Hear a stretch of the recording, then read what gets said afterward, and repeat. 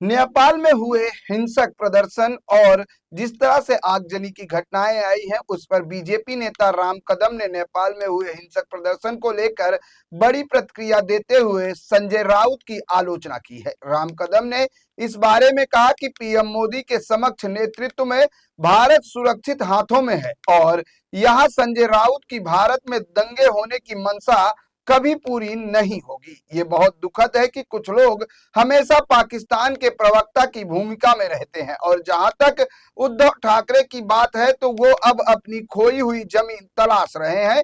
एक समय था जब मातोश्री पर नेताओं का मेला लगा रहता था और अब उद्धव ठाकरे दूसरे नेताओं के दरवाजे पर जा रहे हैं। राम कदम का ये बयान राज ठाकरे के साथ उनकी मुलाकात को लेकर था। उद्धव ठाकरे के नेता श्रीमान संजय राउत क्या चाहते हैं? भारत में दंगे हो, लोग सड़कों पर उतरे।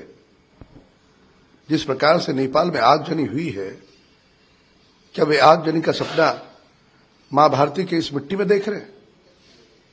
कैसी आपकी घिनौनी मानसिकता है? जो श्रीलंका में हुआ, बांग्लादेश में हुआ, नेपाल में हुआ,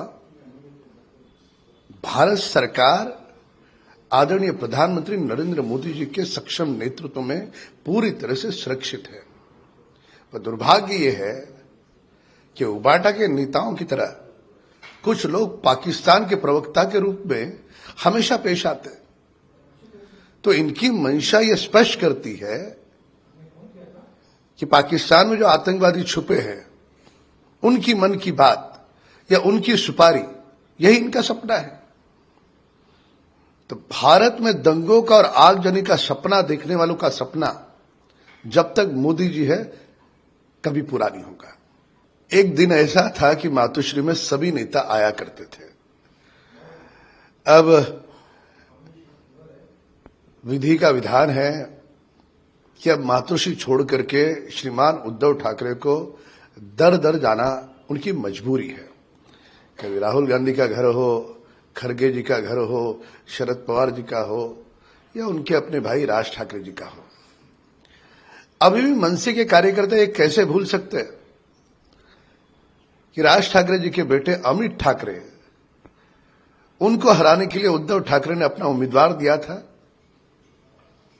पर उसी जगह पर राज ठाकरे जी ने आदित्य ठाकरे के सामने उम्मीदवार नहीं दिया। शिवसेना छोड़ने के लिए मजबूर करने वाले राज ठाकरे जी ने शिवसेना नहीं छोड़ी, उनको मजबूर उद्धव ठाकरे ने किया। तो इतिहास भूला नहीं जा सकता। जो चुनाव के समय बिन शर्त राज ठाकरे भाजपा को समर्थन दे रहे ऐसा कहने वाले अब बिन शर्त जाकर के उन्हें मिल रहे हैं।